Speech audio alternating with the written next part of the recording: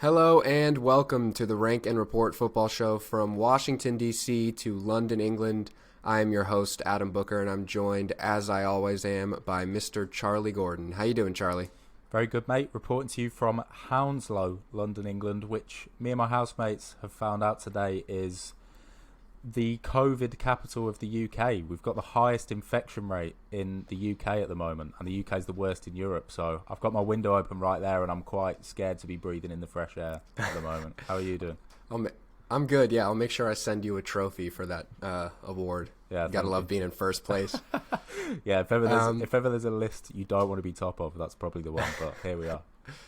Yeah, no, I'm good. I'm in the midst of a 3 or 4 day winter storm here in DC, but not a nice one where it's really pretty snow. It's been like driving, sleeting, freezing rain. It's really gross. Stuck indoors. That makes a nice change, doesn't it? Yeah. Yeah, it feels normal. But anyways, we are back with part 1 of our UEFA Champions League round of 16 predictions. So we are going to cover the first round of matches that are in exactly 14 days from now. So we've got Barcelona, PSG, RB Leipzig against Liverpool, FC Porto and Juventus, Sevilla and Borussia Dortmund. We've got some tasty ties in there, Charlie. It's lovely. I can't wait for it to come back, to be honest. You know, the midweek, we've had a lot of weekend, midweek, but, you know, I've had enough of West Brom in midweek or like Cheltenham Town in midweek. I'm ready for European football to come back on. That's about as good as it gets in the football calendar for me, the Champions League knockouts. Yeah, exactly. Sometimes it doesn't feel worth it watching, like, you know, West Brom play Crystal Palace on a Wednesday and it's snowing and the stadium is empty. But, you know, Leo Messi going to the Parc des Princes and Neymar coming back to Barcelona, those kinds of things will make it worth it. Yeah, exactly. Yeah, the big time. Yeah. All right. So we get into some predictions and some discussions of these ties. I think we'll start with the big one I just mentioned, and that is Barcelona PSG. I think this may have been even though it's two, I wouldn't say slumping teams, but two teams that aren't at their peak as we are used to them being at. I think it's probably the most exciting tie just on paper. Yeah, I think that they're two names that just draw you in straight away. And whether they're performing to their full potential or not, and I think most people would agree that both teams aren't at the moment. I think there's enough individual talent on both teams to just make any football fan salivate at the thought of these two facing off against each other. Yeah, I mean, obviously you think back to the remontada, was it 6-1 at the Nou Camp when Sergio Roberto poked home that last-minute winner, and yeah, a lot of good memories from this fixture. I'm excited. But let's start with Barcelona. I think it's a weird season. Obviously, Ronald Koeman comes in, and you know there's all the talk of Messi leaving last summer. He looked like he may have been on his way to Manchester City, ends up staying in kind of this weird like hostage situation. You know, he had this interview where he basically had said, "I was promised I could leave, and you know he's still at the club," and it's just kind of a weird atmosphere around the whole club. You know, obviously they have a presidential election looming there, but I think in the last few weeks there's a bit of a better feeling around the club. A little bit of form starting to creep back in. They're sitting in second. Granted, they're 10 points back, I believe, and have played 2 more games than Atletico Madrid in first. But I think we're starting to see a little bit more of the Barcelona we're used to. Yeah, I think things were only ever going to get better for Barcelona under Koeman.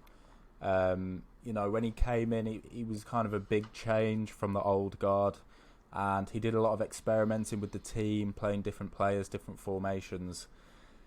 And obviously their start to the season was a little bit rocky, but I think now things are looking up a little bit for Barcelona. But there is still that drama that follows the club. I know the whole situation with Messi's contract got leaked this week, which kind of threw another spanner in the works. And I think Barcelona in general could just benefit from the whole Messi situation being resolved. I think everyone could do with some definitive answers on the Messi issue, whether he's going to stay, whether he's going to go. Because I can imagine, you know, Barca, if they got someone like Messi off their books, that frees up an awful lot of money. Anyone who saw that leaked contract will realise quite how incredible the numbers are that Barcelona are paying Messi. But yeah, not to drift off topic, things are looking up for Barcelona, which makes this tie a little bit more tasty. But just to fire it back your way, Adam, these two teams have had slightly ragged seasons compared to what you're used to. But which team do you think's got most cause for concern? I think at the moment it's PSG. Obviously they have to fire Thomas Tuchel mid-season. They bring in Pochettino. There was a little bit of good feeling in getting that French Super Cup, win within the first week of his tenure there. But I'm worried about them. Obviously, they lost at the weekend to Lorient. And if you look at the setup of the team in that game, it was a bit of a fluid 4-4-2 that they set up with. And that midfield four was Neymar, Danilo Pereira, Leandro Paredes, and Angel Di Maria. If I am Frankie de Jong and Antoine Griezmann, Leo Messi, Ousmane Dembele, and that's the midfield. Obviously Neymar and Di Maria are going to push farther forward, and it's almost more of a 4-2-4. But if that's the kind of line of defense in midfield before that back four, then I'm licking my lips at that, because that doesn't really give me much hope. Yeah, it's not very solid looking, is it? But I suppose against a team like Lorient, who they're supposed to just completely steamroll, maybe that's what Poch was thinking. Poch is still learning what he can get away with in the French league, perhaps. So maybe we can cut in some slack there. But I doubt he's going to be so foolish to play, that kind of team in a big tie like this. And I think another big talking point in this game is the fact that PSG are under so much pressure to win the Champions League, because every single manager has come into PSG with the brief of winning the Champions League. So, Poch is going to be under big pressure straight away to overcome a European giant in Barcelona. So having said all that, I don't know whether it's too early to jump to a prediction, but who have you got for this one? I think I'm going to go with Barcelona on this one. I think, obviously, it's two, I would say, wildly inconsistent teams. You don't really know which side is going to turn up every weekend. Both of these teams on their day can be brilliant, but their bad days are really, really bad. I think that Ronald Koeman has started to find a little bit of a formula with this 4-2-3-1 with Messi as a bit of a false nine. I really like the look of Pedri. I think he's a brilliant young player. And, even Antoine Griezmann has 8 goals and 4 assists, so he's starting to pitch in a little bit. But yeah, when I look at the possible lineups of these two teams, and I've got Leo Messi, Antoine Griezmann, Ousmane Dembele going up against a back four that could consist of, Kurzawa and Florenzi, it just doesn't fill me with a lot of hope from the PSG perspective. So I think Barca, I think it's going to be tight, but I think Barca are definitely going to take this. And you know what? I can't believe I haven't thought of this until the second that we start filming a Champions League prediction video. But is it 2-legged ties again, or is it still one-legged ties? No, I believe it's 2 legs now. Okay. Either way, I think it's going to have to be Barca.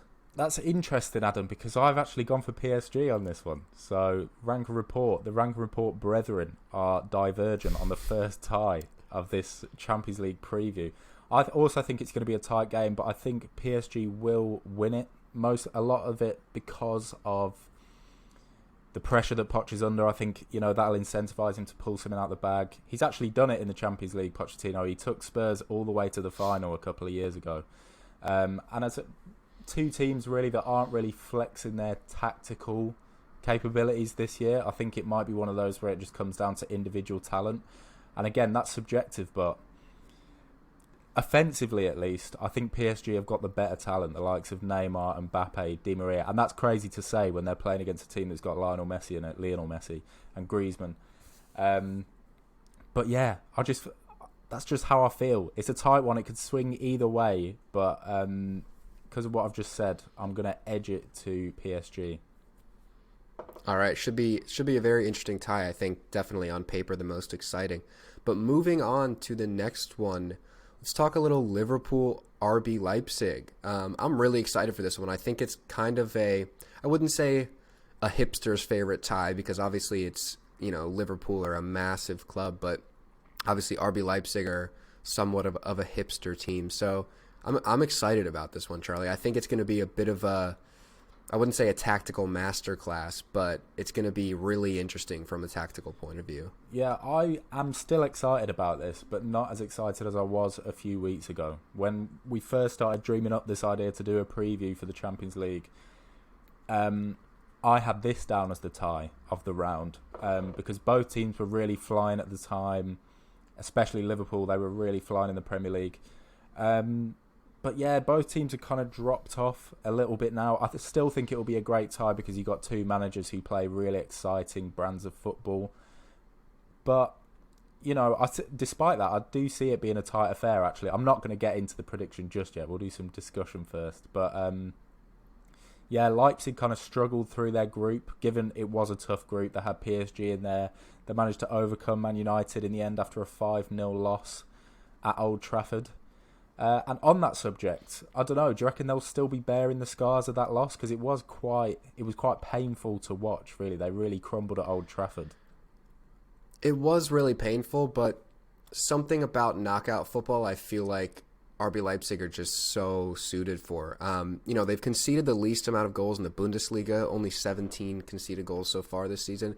And I think Julian Nagelsmann, we've talked about him before on the show about just how good he is at adapting to specific situations. And I think that makes them so well suited for knockout football just because I feel like whatever Klopp throws at him, he's got an idea for. There's when Nagelsmann lines up his team, there's plan A, B, C, D, and E. So I just think Leipzig are so well suited. I mean, that may give a little hint of who I'm leaning towards in this tie. But Liverpool have just been a little too inconsistent for me this season. They're 12th in the league for clean sheets. That's not good enough for a team that is going to go on to win a Champions League final, especially when conceding 1 or 2 goals in a Champions League knockout round could be your demise. So, yeah, I think Leipzig, I think they'll respond well after what was a really tough group. Yeah, I think the thing with Leipzig is they don't concede many goals and they don't score many goals. That's why they're so well placed in the Bundesliga, is purely because they don't let many goals in. Angelino is actually still their top scorer in all competitions this season with 7. That was the left back they signed from Man City, although they are playing him out on the wing at the moment. Behind him, they got Emil Forsberg with 5. I'm bored of saying it. They're really struggling with that focal point up top. So I think a lot of this game may come down to how well they can contain Liverpool. And from Boxing Day until a couple of weeks ago, you would have thought they would be able to contain Liverpool because the Merseyside outfit were going through their worst spell in front of goal for a long time. I don't remember them going through a spell like that in front of goal. They went something like 4 or 5 games without a goal. And another crazy start, I believe they were the last Premier League team to score a goal in 2021, which is mental, unthinkable, last year at least. However, in the last week or two, they beat Spurs 3-1 and they beat West Ham 3-1 as well. And they showed flashes in that West Ham game of that really unbelievable counter-attacking football. That Mo Salah goal, if you've not seen it, is one of the best counter-attacking goals I've seen in a long time. And yeah, they just showed flashes of being back to their normal selves, Liverpool. So with that in mind, I edge it to Liverpool just about. But I think it is going to be a good tie, cagey tie, tactical tie as well. Yeah, I think it's going to be really interesting. I think it'll be interesting to see what kind of defensive setup we have from Liverpool, because obviously they've signed 2 center backs on deadline day yesterday. Ozan Kabak, a player that you and I are both really high on from Schalke, and Ben Davies. So, I don't know, it'll be interesting to see just kind of the outlook of this game from both these managers and whether or not Klopp is going to just go full heavy metal and just try to outscore Leipzig. I think that's probably the plan he'll have to go out with, just because his defense has been leaky, for good reason. They're missing basically all of their center backs that they employed up until yesterday.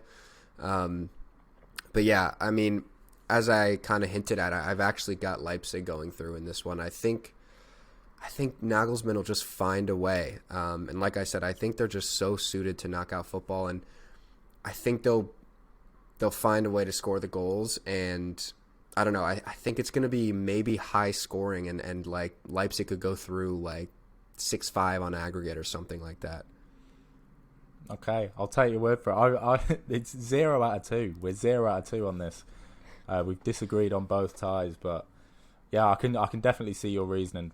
This Liverpool centre back issue is a big issue. They had Jordan Henderson and Nat Phillips playing there in the last game, which, you know, that's really not a good enough standard. You don't want to be putting that out in a Champions League last 16 game. So, but you know, for Leipzig's sake, I wish they had the attacking line to really punish that kind of, you know, defensive issues that Liverpool are having. But, you know, I don't see it that way. So, as a Manchester City fan, and you are, you know, a City fan as well, you can remember what it's like when you give up a crappy goal in a Champions League knockout round, and now you've got to go out and score 2 or 3, and you open yourself up even more. And I just have a feeling that that leaky defense for Liverpool might come back to haunt them, and therefore they got to open themselves up more and give more room to Leipzig. I don't know. I just have a feeling about Nagelsmann. I think he's a genius, and I've got a good feeling. But for the sake of time, let's move on to our next tie, and that is Porto and Juventus.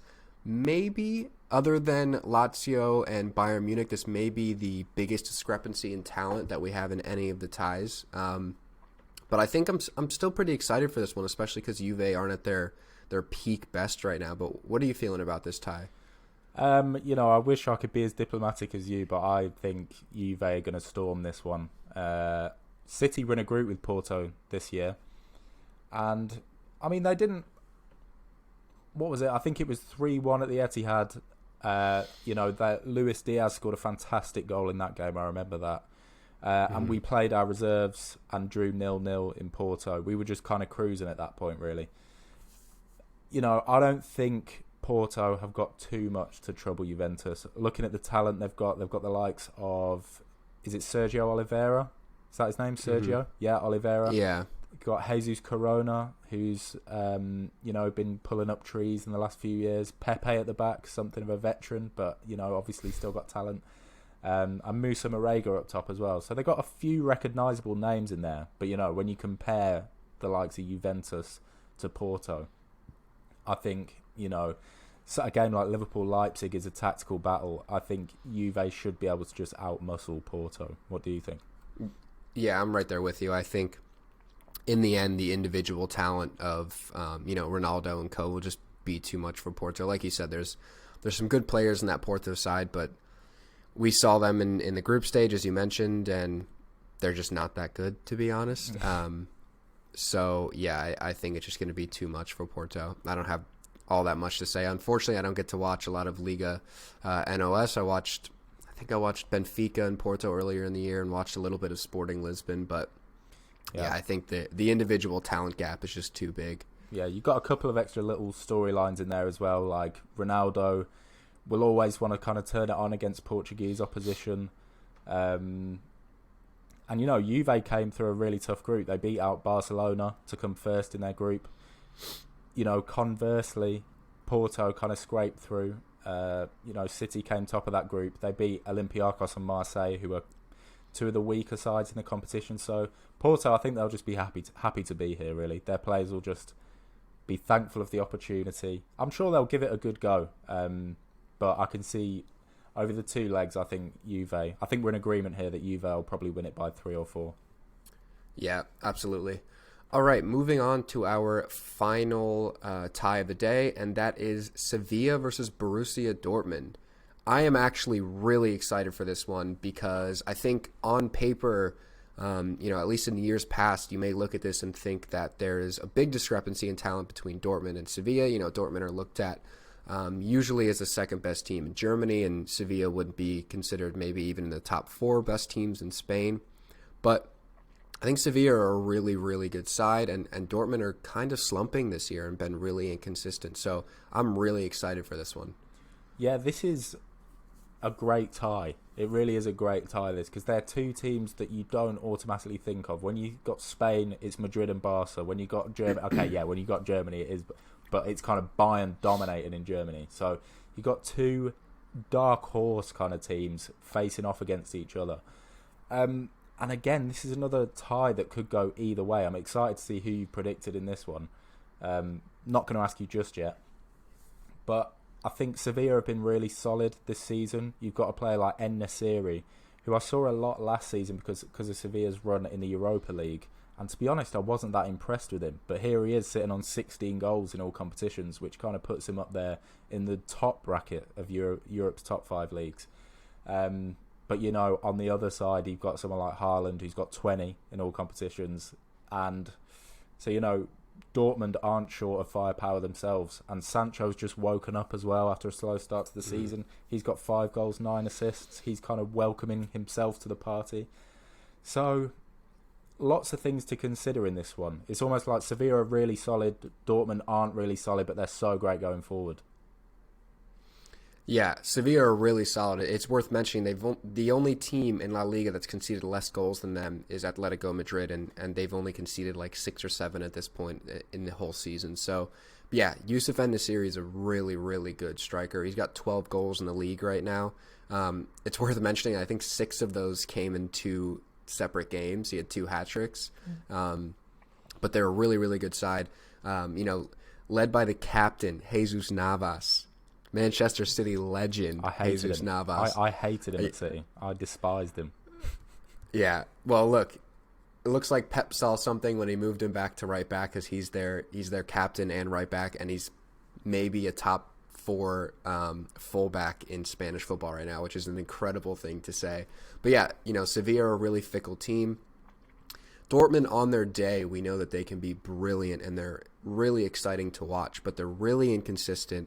They make a lot of mistakes at the back. You know, this weekend I think we saw a really good, mature win against Augsburg, but it's, you know, games like that will be followed up by a home loss to, you know, Mainz or someone down in the bottom 3. And I just think the inconsistency for Dortmund is just a little bit too much. Yeah, it makes it hard to predict. And I think a lot of this tie will boil down to how much Sevilla can contain Sancho and Haaland. And others, you know, they've got Marco Reus in there, Julian Brandt, both very capable players. But really, Haaland is the big one, you know. If he wants to run you ragged, if you're not defending Haaland well, he really can punish you. And looking at Sevilla's team, I think they probably are one of the better equipped teams to deal with Haaland. Haaland is absolutely rapid, right? He's a tall guy. I think he's about 6'3", which makes him kind of a freak of nature in that he is just so fast, which makes him such a threat when people want to play him in behind. But Sevilla have got a couple of really highly rated centre-backs, Koundé and Diego Carlos, who are both rapid in their own right. So I think they'll make sure that the ball in behind isn't too much of a threat. But, you know, it's still a big if at this stage, because that's not the only threat that Dortmund can pose. So, you know, with all this being said, who have you got on this one? This tight one to call. I have gone for Sevilla. I feel like I'm on all of these matchups. I'm kind of picking the quote unquote underdog, but yeah, I've gone for Sevilla. I think the formula is there. I think they're going to be really solid. You know, like the 2 guys you mentioned, Diego Carlos and Jules Koundé, they're really, really good.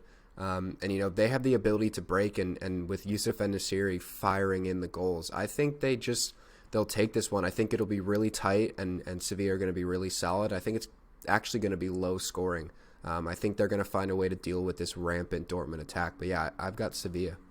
Yeah, I can't believe it, Adam, but I've also got Sevilla. We've done okay now. We've avoided disaster. We've agreed on 2, disagreed on 2, but I've got Sevilla. I agree with you, low scoring, and mainly it's for the reasons I just explained. You know, I said a lot of it is going to boil down to Haaland, whether they contain Haaland. I think they're probably quite well suited to contain Haaland. Lopetegui's a great coach. Dortmund are inconsistent, and I think just Sevilla are in a little bit better form at the moment too. They're 4th in La Liga. Dortmund are 6th in the Bundesliga.